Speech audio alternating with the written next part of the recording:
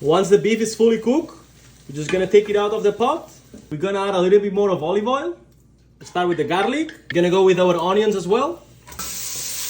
Once the onion is half the way cooked, we're gonna go with our jalapenos. Then we're gonna add our both peppers. Always season your veggies, guys. Beautiful. Time to open our tomato can.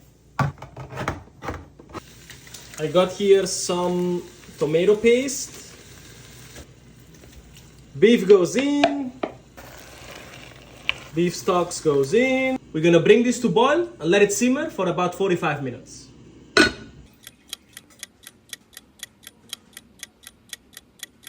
Okay, it's been 45 minutes. Oh, this smells amazing. You can use this for pastas, you can put it on top of the rice, you can do it as a single plate, you can do it on fajitas, burritos, anything. Follow for more.